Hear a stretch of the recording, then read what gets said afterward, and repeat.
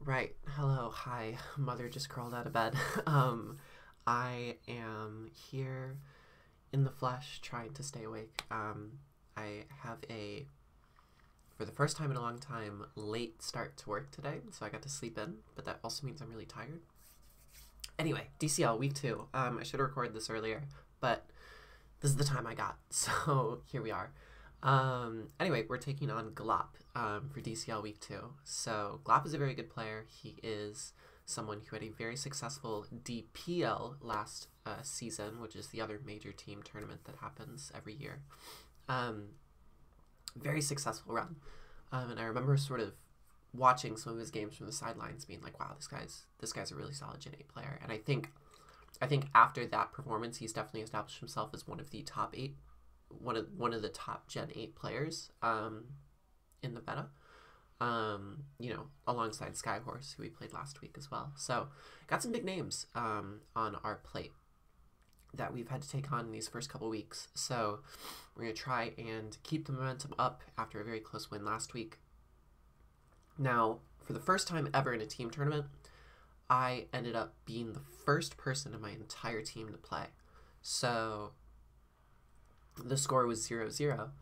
And I don't know if that adds more pressure or less pressure. Like, you never want to start your team off with a loss, because it's, in order to win the week, you can only lose 2 more, right? Because it's 8 games. So, like, winning is just so huge, game 1. So definitely felt the extra pressure there. And then, yeah, Glop's a great player. So really wanted to show my best here. As you can tell, we're using a different team this time. We're using a bit more of a offensive team, I guess is the best way to put it.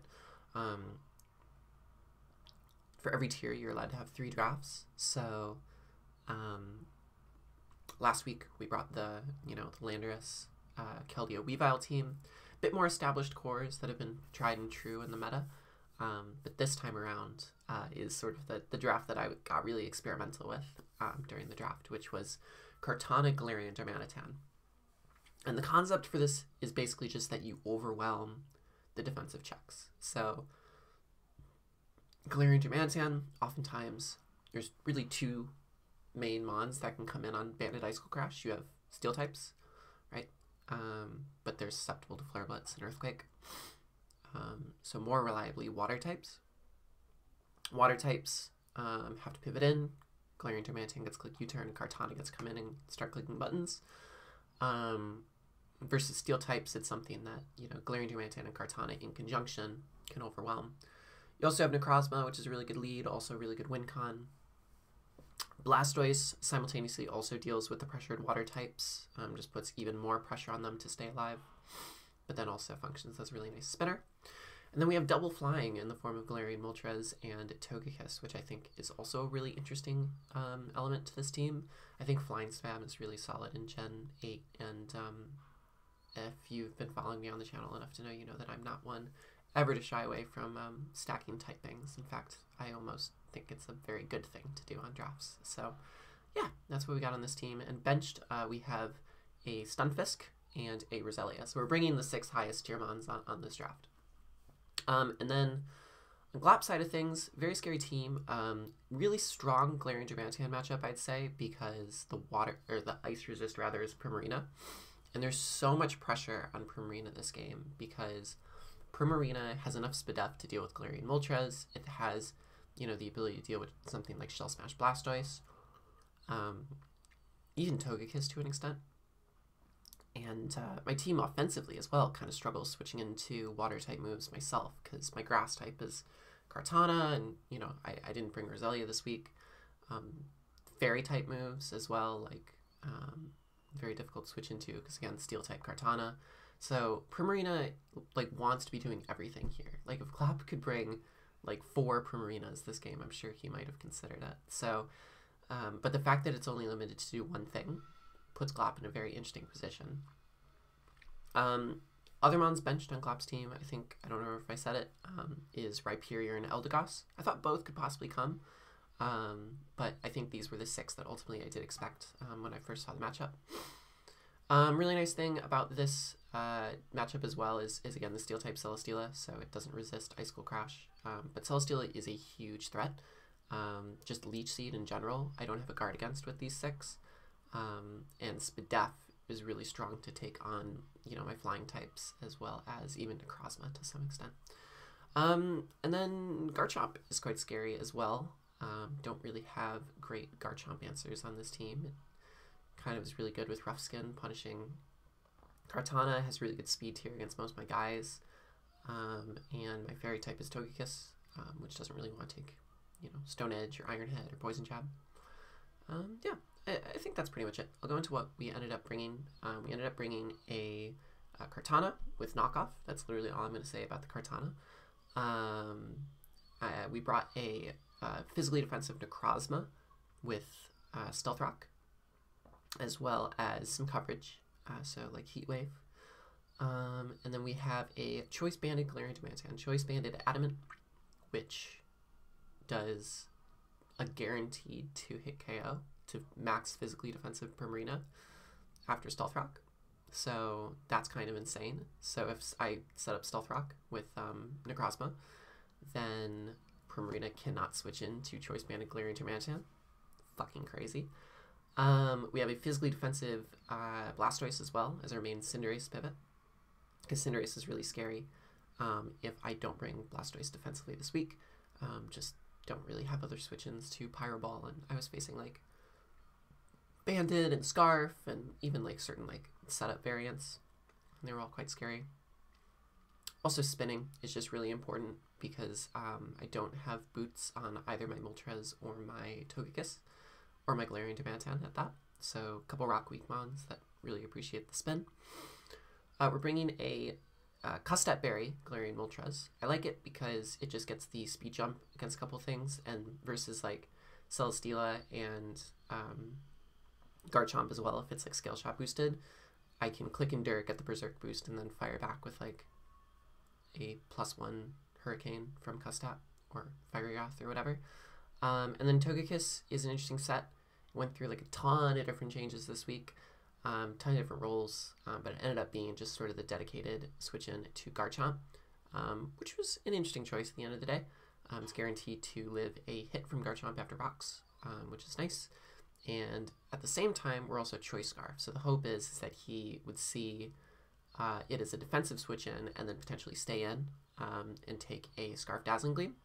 And then, you know, if Celesteela gets born down as well, Scarf Air Slash looks quite effective. So a couple different options for this team to be played, but ultimately the idea is to start breaking with Galarian Dimantan and then try and win with either the Togekiss, if he lets me, or the Kartana is also a potential win con, and then this team as well. So let's go into the matchup. Let's take a look at what happened in this game.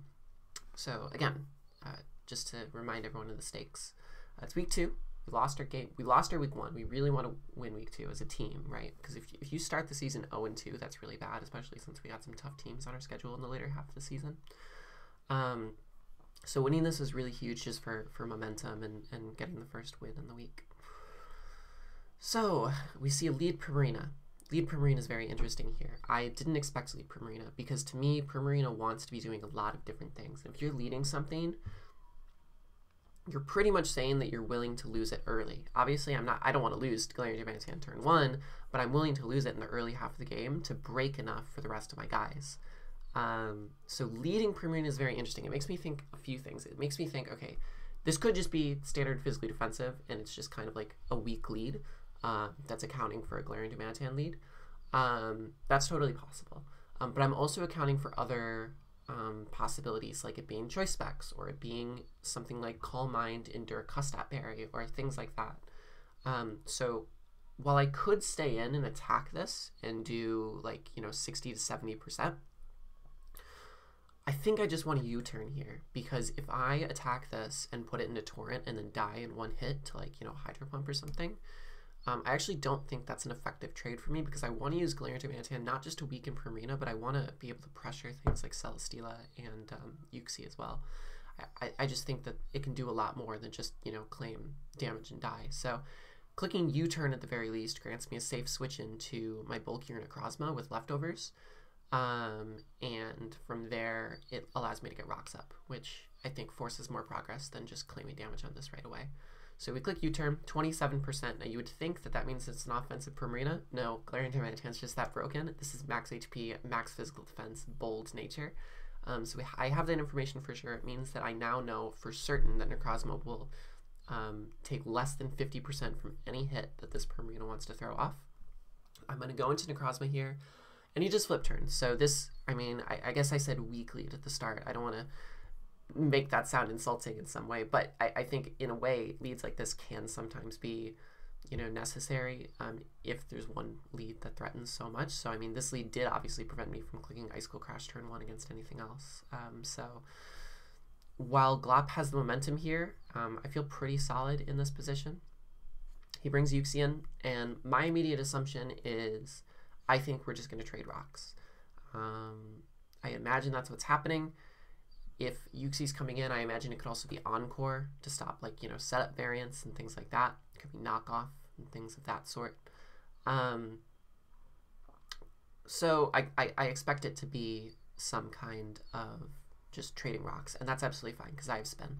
But Necrozma is very important here because it's physically defensive. It checks Garchomp. It checks Cinderace, actually, believe it or not, and it can check this Primarina, so it can do a lot of different things. So keeping it around is very important, but I kind of tunnel vision to this idea that we're just going to trade rocks here. And very great prep from Glop. He tricks me a Choice Scarf, and this is horrible because all of a sudden I lose my best check to half his team, essentially is what happens. So I need to start pushing the offense as much as I humanly can here because my defensive checks are one of my two good defensive checks, being this and Blastoise, is quite weakened now, quite nerfed by holding Scarf. Now, Scarf does help me with a couple things. It helps me outspeed Garchomp at the very least, and outspeed Skuntank, but that's not really much, especially since locking into any one move kind of sucks. Like, I have Heat Wave on this, right? Locking into Heat Wave isn't the worst thing in the world, but, like, I don't want Garchomp to, right, get free setup if I'm locked into Heat Wave or Cinderace or Primarina. Like, I never, like, there's really nothing I can lock into that feels good here is kind of the point. So that's not fun, but we're going to try and make it work. Obviously, I have to switch out here, and that's not great. I switch into Glaring Demantan. Now, arguably, I should have done this last turn, but I just didn't think of Trick, to be honest with you. That's not true, actually. I did think of Trick, but I guess I assumed it was less likely than us just trading rocks. But that being said, it probably was more worthwhile to just go into Glaring Demantan here and give Yuxi a band and give ourselves a Scarf. Although I don't know how that would have played out. That's an interesting concept for sure. Anyway, we have Glaring Demantan in now. We're Choice Band. I imagine Yuxi's going to finally get a Brox here. Click U-turn. It gets a Brox, which is great. It means that I just get to click either U-turn or Icicle Crash. I click U-turn here. Now, the reason I click U-turn here, even though Icicle Crash will, like, claim damage on something, is because if I click Icicle Crash here, yes, Cinderace will go down to, like, Blaze range, probably. It'll probably do about 80%. But it'll click U-turn this next turn, and maybe I could, like, be brave and predict it clicking U-turn on the very obvious Blastoise switch in.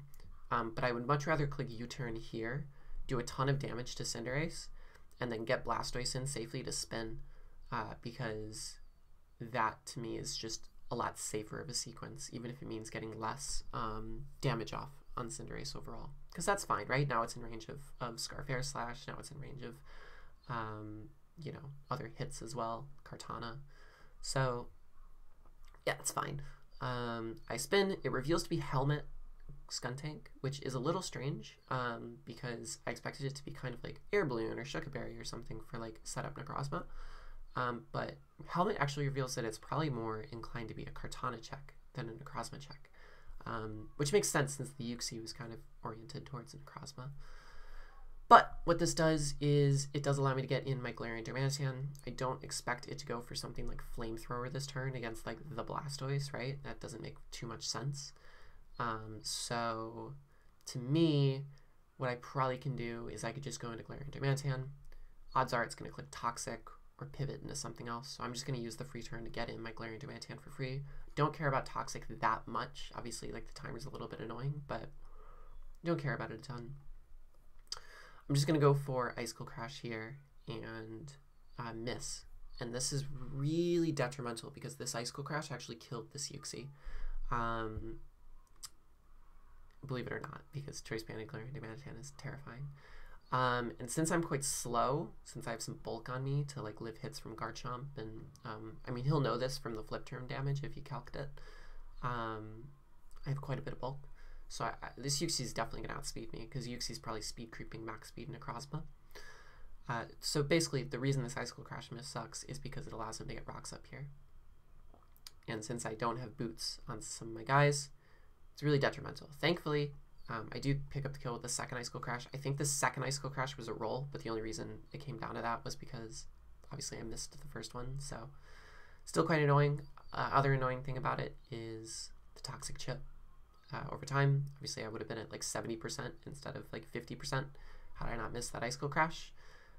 So that's annoying. Gives me only one more rock switch in if I'm not able to remove hazards. So not a great sequence for me. Definitely quite lucky on Glop's side of things, but it'll balance out down the line. But the rocks are really annoying because now I have to go through the rest of the sequence thinking to myself, how can I remove rocks? And how can I do it in a way that he doesn't take advantage of that turn that I give him by clicking Rapid Spin? So he goes Garchomp here. Something very fascinating is that Earthquake doesn't kill me from this range unless he's some kind of boosting item. So he's presumably either clicking Stone Edge, or he's clicking Earthquake and he's some boosting item, or he's like Draco, or he's like Flamethrower. Either way, I'm still going to go into Togekiss because I live anyone hit. And he misses Stone Edge, and that's quite huge. Obviously, like, this would have taken me down quite far, probably in range of rocks once I switched out, which is never fun. But rocks shouldn't have been up in the first place, so I don't know. In a way, this sort of thing kind of balances out between the Icicle Crash miss and this. In a way, I actually think it's still a little bit more unlucky that I missed Icicle Crash, but I mean, that's just G-Darm for you. And Mons is a game of odds. But what I find so interesting about this team is that, this theme that I'm bringing, is that like Garchomp does want to bring Stone Edge here as coverage, right? Because it hits Togekiss and it hits Moltres, and he wants to hit both those things. So going into this matchup, it is a clear factor that Stone Edge can miss, and that, you know, that's a risk factor on Glop's side of things. Anyway, so we've come in now. Obviously, I think it's a little. He reveals Leftovers as well, which is interesting, and then he reveals Protect. So this is a very interesting set that I saw in mocks. That was Swords Dance, Stone Edge, Protect, Earthquake. Protect is really good for scouting what G-Darm locks into, and then getting Leftovers recovery as well. So yeah, we stay in here still. Probably a bit of a weak play because I could have doubled into Galarian Darmanitan. But I mean, like, ultimately, I appreciate the damage, and I enjoy revealing what this thing is, and it reveals not to be Leftovers, which is quite nice because it might mean that it's not the Subseed set, it might mean that it's Meteor Beam, whatever. Ultimately, Necrozma is most expendable, and I can start clicking Heat Wave as well against things, including Garchomp, I guess, just to get a little bit of chip off. So I just go into Necrozma here. He goes for Heavy Slam, which doesn't do very much, and I miss my Heat Wave. So again, this kind of becomes a very unlucky turn. Heat Wave would have done about 50%, and the reason that's really nice is because it would have gotten it in a position where after rocks, it's in range of Scarf Air Slash, and Scarf Air Slash looks really solid in the late game with Scarf Togekiss if I land this Heat Wave, but unfortunately I don't get that, so quite unfortunate RNG there.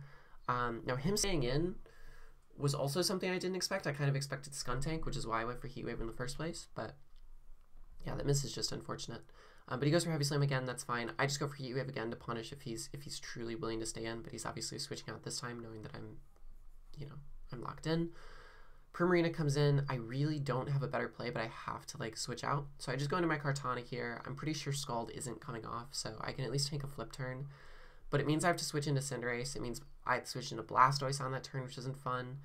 And then he goes Garchomp. Now, arguably, I could have actually just sacked Necrozma there, which is probably the better play, to be honest, because it would have kept health on my Stoice. but I don't do that because I'm a silly goose. So here we are. Anyway, Blastoise is in. It clicks Swords Dance. This is my opportunity to spin, obviously, right? And here is where I think, in spite of the RNG, right, in spite of the Heat Wave miss, I think I'm in a really good spot because Kartana looks really solid. Like, I just need Celesteela to get a bit chipped, and it looks good, and Skuntank to get a bit more chipped. I think Galarian Dragomantan will get one more switch in against either Primarine or Skuntank and be allowed to get a big hit off. Galarian Moltres still hasn't touched the field and has some win potential as well, especially since Primarine is now in range of a Hurricane. So there's a lot of different options here in terms of how I can close this game out in spite of some of the RNG that's happened. But I have to deal with this Garchomp first, and I get so panicked during this turn and maybe a little bit too comfortable.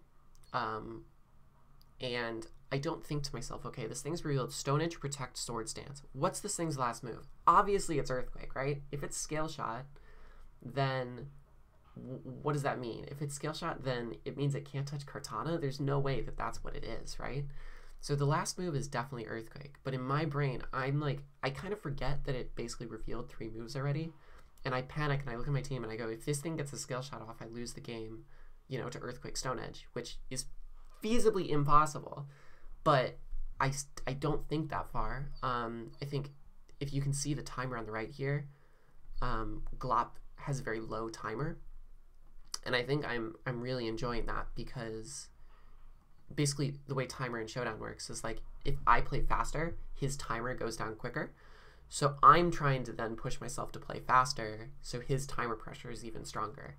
That's just another aspect of Showdown Draft League sometimes at this highest competition level, I should say. But in turn, that backfires and makes me not think about the fact, stop and say, okay, this thing's revealed 3 moves. What's the next best course of action? So ultimately, I make a silly play and go into Togekiss here, basically because I just want to prevent Scale Shot, which isn't on this thing's moveset. So super bad play. I go into Togekiss and I get so unbelievably bailed. Now let's talk about this. What could have happened if I, you know, got this sequence in the worst case scenario? Togekiss dies here. What could I have done? I have Choice Scarf Necrozma, right? So I can click Photon Geyser and then Chomp can be in range of a Leaf Blade potentially. That's one angle. Second angle is that I can use the Endure Custat Moltres as well. That relies on him hitting the Stone Edge, but the issue with that is he's Protect, so it's probably not gonna be a very good sequence. So basically, I have to rely on Photon Geyser into Leaf Blade to KO, and I'm quite confident that it does. I'm actually quite confident that it does for sure, but it just puts me in a tough position, right?